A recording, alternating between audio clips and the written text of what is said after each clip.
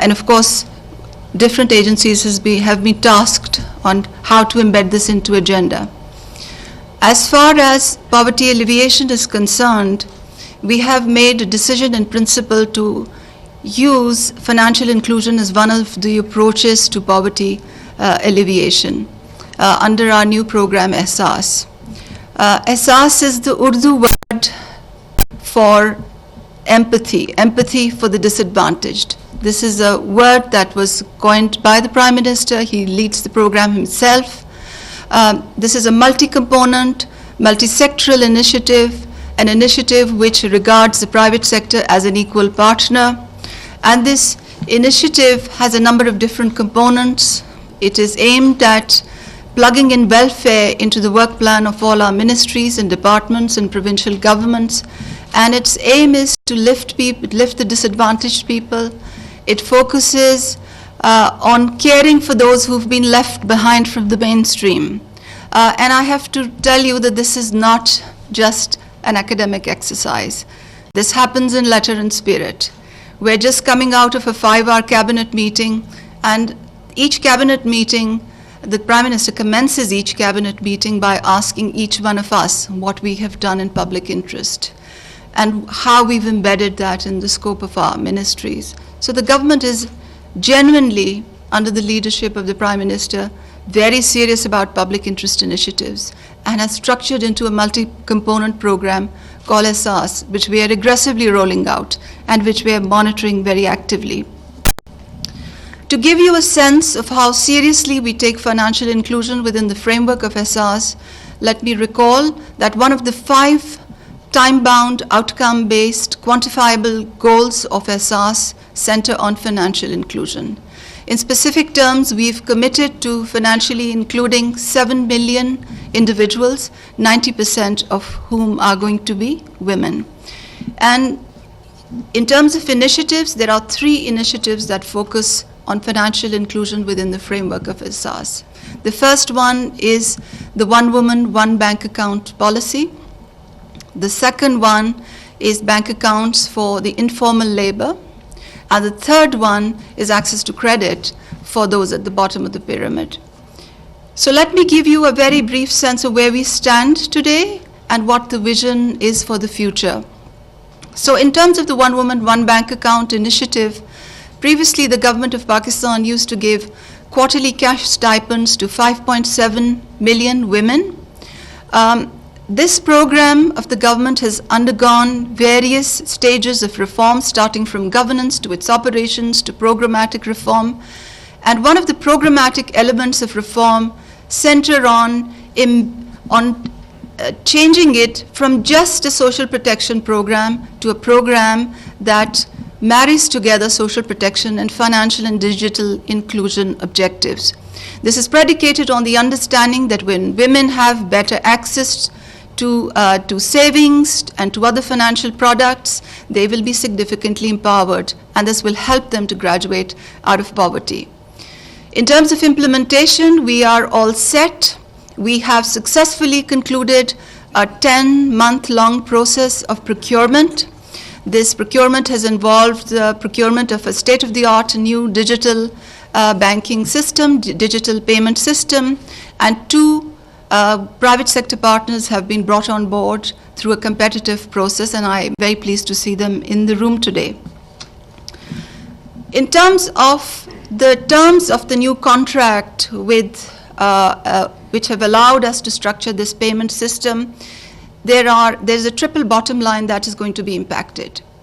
This new digital payment system is going to be very empowering for beneficiary women. And we have aligned ourselves with the D3 criteria, which you, Your Majesty, are a strong advocate of and champion. So women will have more choice, they will be more aware, the payments will be more timely, they will be more transparent. That's one attribute. The second attribute is for the government of Pakistan, because as per the new contractual arrangements and the payment system, the government will significantly plug leakages and pilferages from the system, and just this year we will accrue a benefit of 2 billion in savings in terms of operational costs alone. And of course, we're going to try to quantify the magnitude of the benefits in terms of pilferages. And thirdly, it is the public-private dimension that is very exciting. Because just after we were able to do our procurement, we saw that the private sector partners were really ahead of us in terms of planning the financial products, in terms of reaching out to these beneficiary women. So there's a whole sea change in terms of the programmatic construct of this program, and I really want to thank the Prime Minister for his leadership and for the support that he provided to us during the course of these very difficult procurements that we have done over the last 10 months, and of course my teams I'm very proud of in this regard.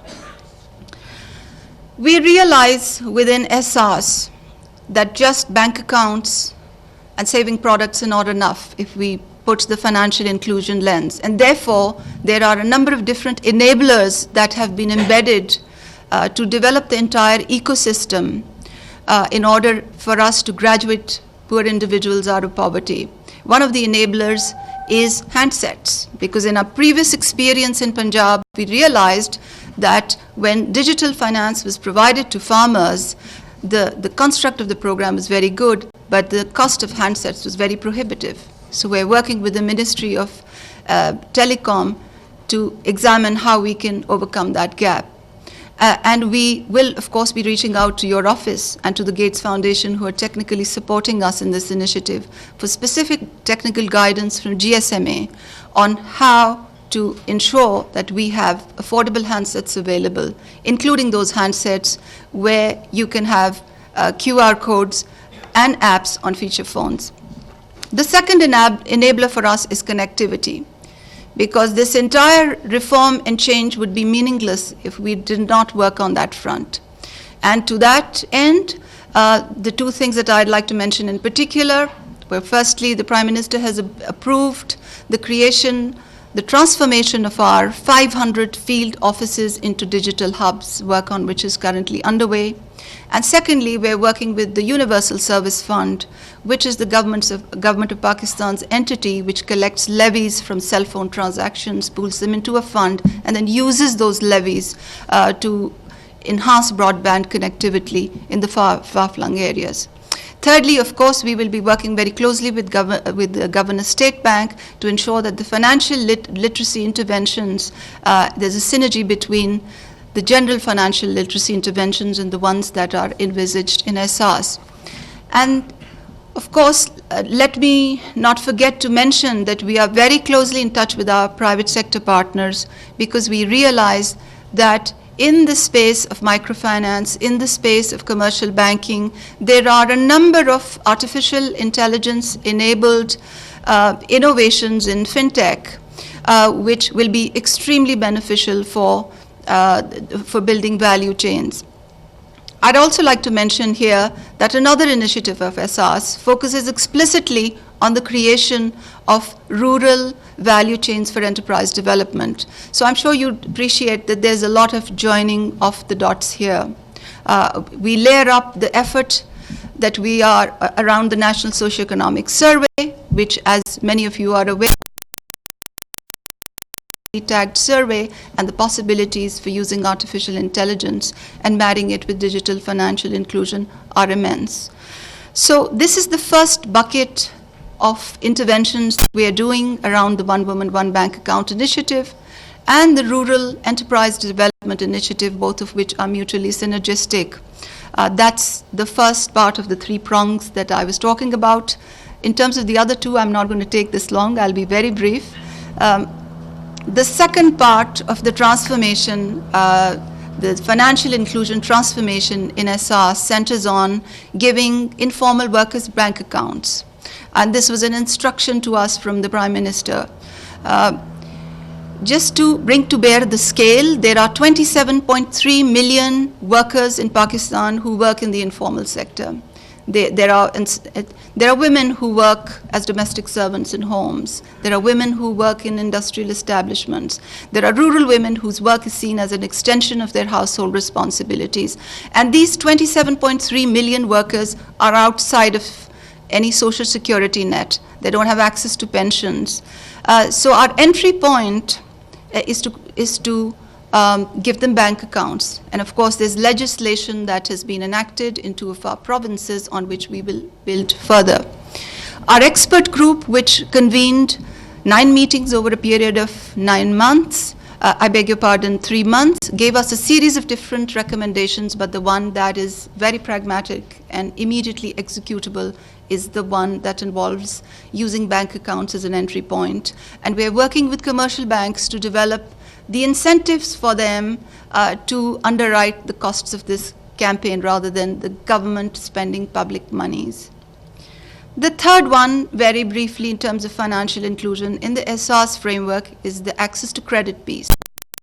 On July the 5th, the Prime Minister launched the National Poverty Graduation Initiative, which had many access to credit components.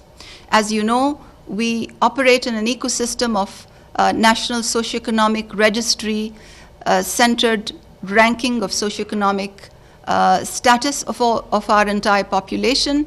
And based on those rankings, we have designed financial products for different segments of the population. For the poorest of the poor who are within safety nets, we allow 3 cycles of interest-free loans. We currently give, in partnership with 22 NGOs, 80,000 loans on a monthly basis, starting from way back in July. For a rung above that, a sister initiative called Kamyab Jawan has a program of collaboration with commercial banks where the government underwrites part of the interest, and then of course graduating to microfinance, where the entire spectrum becomes very sustainable for beneficiaries to graduate. So I just wanted to end by saying that the government of Prime Minister Imran Khan is very keen to leverage financial inclusion as an instrument for poverty eradication. We realize that this will give women the empowerment that is their due, which is what they deserve, to take their families out of poverty. And I don't mean to alienate all the men in the room, but we know from evidence that whenever a woman has the purse strings in the house, the social outcomes tend to be much better. The children tend to be better educated, their health tends to be better. They, statistically, we know that they're less stunted. We know that they have better outcomes. So for all these reasons, we think that financial inclusion is a very important tool for poverty eradication. We have had a very good meeting with Her Majesty and her team this morning. What we require is, of course, a lot of technical input at this level and at great speed. We are going to continue to talk to them to ensure that we maximize on sharing of experiences internationally, because what's happening in Pakistan on various different fronts simultaneously requires a lot of informing from international experiences. I also want to say in the end that what we are doing in Ehsaas with regard to financial inclusion is one aspect of a very large ecosystem. Of course, the Ministry of Finance and the central bank are the custodians of the policy. They are the regulators, and they are the ones who have to turn around a number of different projects to which they're fully committed, including the digital payment system of the government, the entire ecosystem of the government. We in Ehsaas, with our 7 million beneficiaries, stand ready to plug into that system. We are the largest player, and we feel that with all the threads that we are working on, we will be able to give it a lot of impetus. Thank you once again, Your Majesty, for being here with us, and we look forward to continue to draw on your support. एहसास माशी इश्तराक के इक़दाम से मुताल्लिक़ तकरीब से वज़ीर-ए-आज़म की मुआविन ख़ुसूसी सानिया नश्तर ख़िताब कर रही थी। उनका कहना था कि हुकूमत ग़ुरबे के ख़ात्मे के लिए इक़दाम कर रही है। एहसास प्रोग्राम माशरे के महरूम तबके के लिए है। एहसास महरूमी का शिकार लोगों के लिए बहाली का प्रोग्राम शुरू किया जा रहा है। हुकूमत गुर्बत के ख़ात्मे के लिए ठोस इक़दामात कर रही है। नाज़रीन, इस वक्त इसी तकरीब से नीदरलैंड्स की मलका मैक्सिमा जो कि पाकिस्तान में मौजूद हैं, वो खिताब कर रही हैं, वो आपको दिखाते हैं। My last visit is in 2016, but I also had the pleasure of meeting Madam Minister in New York, as well as some other members of the cabinet in different places. So after Ms. Dr. Nishtar's address, I think I have very little to add, I have to say. You were very complete, and it was all music to my ears. Sometimes I ask myself, I have a wonderful ambassador, and many of the cabinet members have wonderful ambassadors, and so probably my presence is not really necessary. But still, I think that's something, the launch of this Ehsaas financial inclusion strategy, and particularly the strong focus on the Kifalat, is really a very good follow-up on the 2015 strategy, and it makes me very happy to see that this issue is getting once again really strong attention from the government.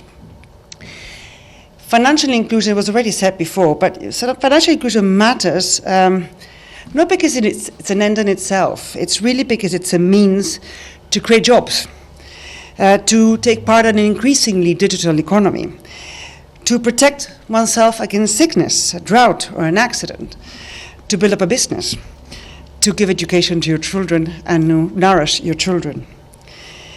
It also helps to empower women and increase income and, above all, productivity for the economy. So this is beneficial for individuals, families, communities, and for all of Pakistan. What is the situation today? Today, only 21% of adults in Pakistan have access to formal financial services, either through a traditional bank or branchless banking, according to the latest index. This is an increase. In 2014, we had 13%, but we need to do a lot more. Also, if you look a little bit more in the figures, we see that the gender gap is also increased. Today, 35% of men have a bank account, while only 7% of women have a bank account. So clearly, we need to give more attention to this issue. Also, the poorest, 40% of the poorest, actually only have 15% of them actually have a bank account. So we clearly have to give a little attention to this issue, and that's why the Ehsaas is very important. But more than a strategy, we need to now implement, and this is really very important. We are now all aware that technology holds really the strongest promise to make financial inclusion a reality. It will allow us to do this cheaper, faster, and above all, more customer-centric. Technology is putting customer needs at the center, and this would not only grow access of somebody having a bank account, but above all, it would actually increase the usage of the system. Today, we have a lot of people that do have a bank account or have a branches bank account, but don't really use it because it's not really catered to their needs. So this would be a very important issue, to be customer-centric. And this would be sometimes bank-led, and sometimes by new entrants coming from the e-commerce, and sometimes from service delivery systems. So the diversity of the type of financial institutions will be key going forward. Now, to make this all a reality, we need connectivity across the board in the whole country. We need smartphones, not just feature phones. We sometimes, long time ago, we would actually see that smartphone was a luxury item for a woman that is far away and sometimes cannot leave a house and has to sell products. Having a smartphone is not a luxury; it's like a link to the world. We need interoperability, not only among the mobile phone operators, but between the different payment systems. We need a retail payment system that is affordable to all players. We need affordable KYC and clear KYC processes. And of course, we need good regulation for financial technology. So giving these new innovations the possibility to enter the market and actually give us fantastic products that we can actually build upon. And in the case of women, we need to work even further on the issues of connectivity, given that they have less connectivity. Today, 33% of women have a mobile phone compared to 73% of men. And 45% of women who do not own a mobile phone reported that they were not permitted to own one by family members. So if we want to include women in the financial system, we really have to connect them. So for women, it's not only financial inclusion, it's also digital inclusion. Having said all of this, today we can celebrate. I am delighted to join the launch of the Ehsaas Financial Inclusion Strategy. This strategy aims to ensure that the vital poverty alleviation support that the Benazir Income Support Program brings to over 6 million women also supports their own financial inclusion. Starting in 2020, all the beneficiaries will receive a regular bank account on which they can transact. As a tagline for this approach, and you also mentioned, is one woman, one bank account. I think it's formidable. It is also pleasing to see an overall financial inclusion strategy for Ehsaas. The goals that you just mentioned of prioritizing banking of informal workers, accelerating access to credit, and creating digital platforms to support access to nano loans are all extremely important. Let me congratulate Dr. Nishta on all her efforts. And when she mentions 10 months of procurement, I really know how hard it is to get the details. I mean, sometimes we speak about these big programs, but getting the details is really extremely, extremely important to get them right. But I do hope that she's aware that this is just the beginning. We have many more women to go. So we need to get creative, and we need to listen to women's needs, and we have to work together. And lastly, I'd like to thank the Prime Minister, who is here today, for showing his support for financial inclusion as a key priority for driving Pakistan's economic and social development. I think your leadership, Mr. Prime Minister, will be key in coordinating, implementing all of these efforts, but also incentivizing and pushing your different departments and the private sector not to forget to actually make this a reality to all Pakistanis and all the enterprises that you have in your country. My partners, the World Bank, Gates Foundation, IMF, and many others are here ready, and the UN system, of course, prepared and ready to help you and support you in this very exciting road that we hope that will not take too long. I thank you very much, and I commend you for your efforts.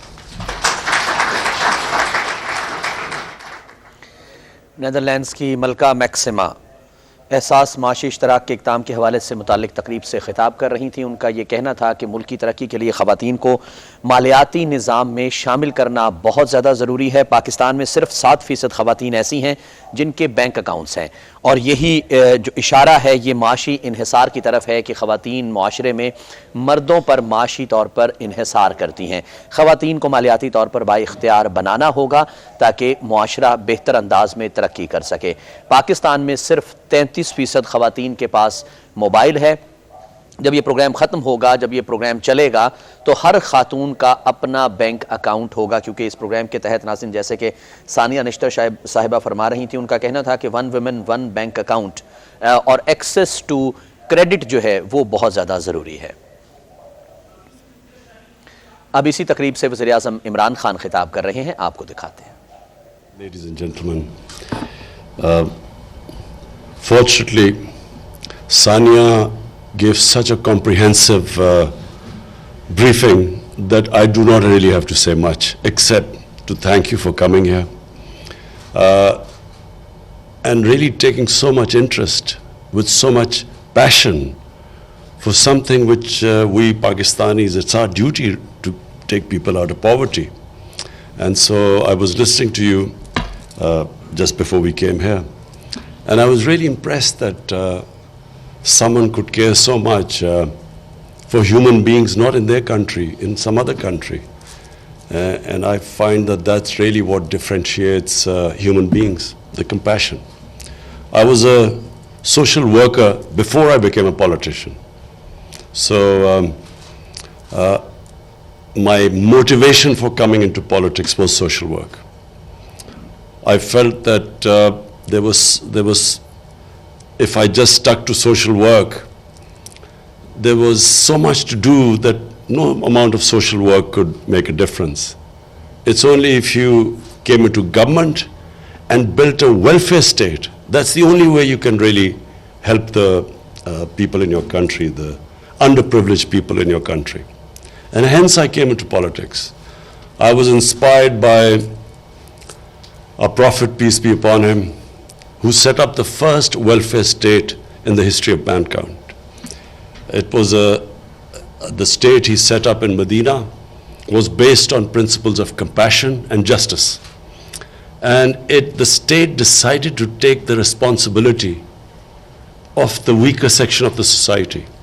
So the first time a state took responsibility of orphans or widows, of the poor people, of handicapped, and pensions were introduced first time in that state. So for the old people. And so as a Muslim, we are told in the holy book by the Almighty, the divine book, that we have to follow the example of our Prophet, peace be upon him.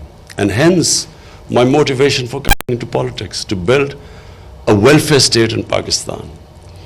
And so this program of Ehsaas, which basically means care and compassion, this program which you see, and which I must compliment Sania, because she has done really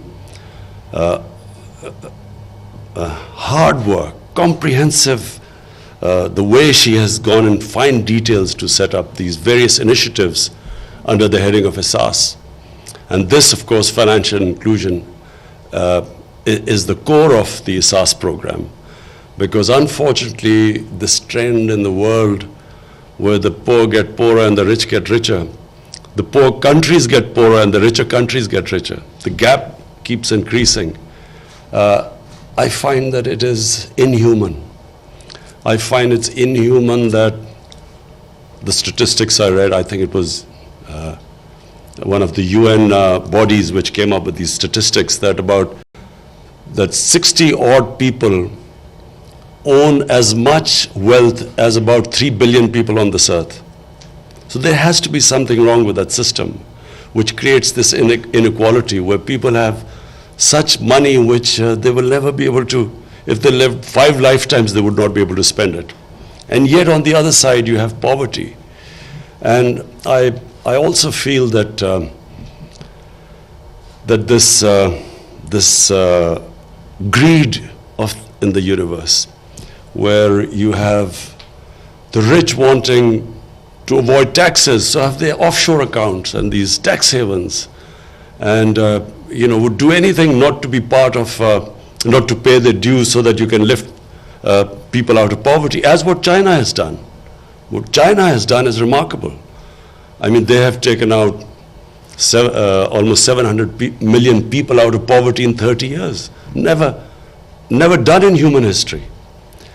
So this idea where the rich want to get richer and this greed, it is the biggest curse of this planet. All the problems which our Earth faces, global warming, this environmental degradation, all of them, the root cause is greed, where it's never enough. I mean, you can make as much money as you want, but the level of greed is always going to make you want more. And so you have this strange phenomena on this earth where you have people now get into these boats, risking their lives to get to the land of milk and honey, where people want to get away from poverty. So I feel that yes, in our country we will be trying our best, not because of votes, because it's my belief that it's not a civilized society where you have such poverty, where sections of your society are deprived of their daily needs, and the rich just want more and more money and don't pay their taxes.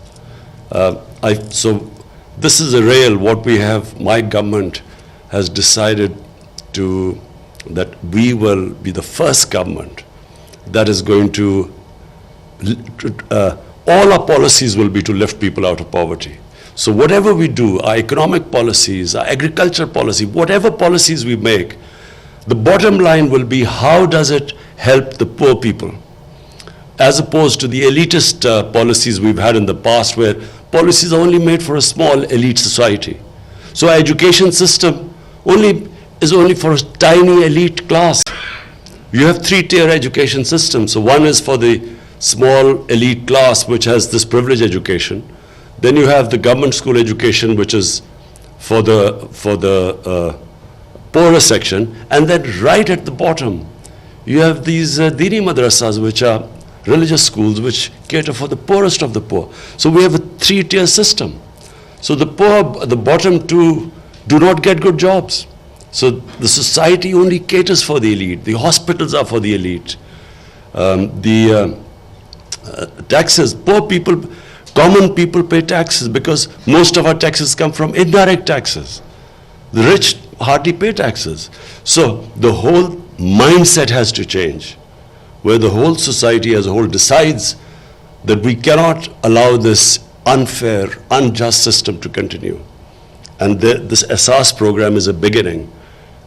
We hope that as it starts kicking in, Sania has made great efforts to make sure that there's credibility, that there's integrity in the system, that we do not allow the system to be misused, as most of our programs are misused. So we've taken great care. People are, because of our economic situation, for our restructuring the economy, getting out of an economic crisis, people are suffering. But we decided that we are not going to throw away money unless and until we have a credible system of distribution. The most vulnerable section are women from the poor background. And we cannot, as society, cannot move forward if it does not educate and look after its women. So our top priority is to lift our women out of poverty. And we have a big range of measures which we hope that we will be able to take them out of poverty. So finally, Your Majesty, thank you for coming. We welcome you here. We hope you will come back, and we value the concern you show for our country. Thank you.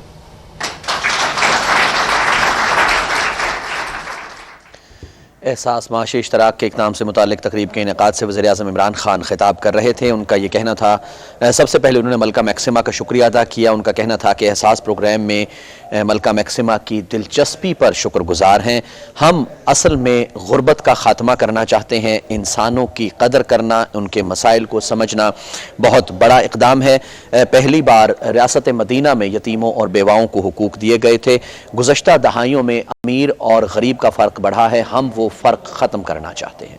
नाज़रीन, आप हमारे साथ रहे, आपका बहुत शुक्रिया।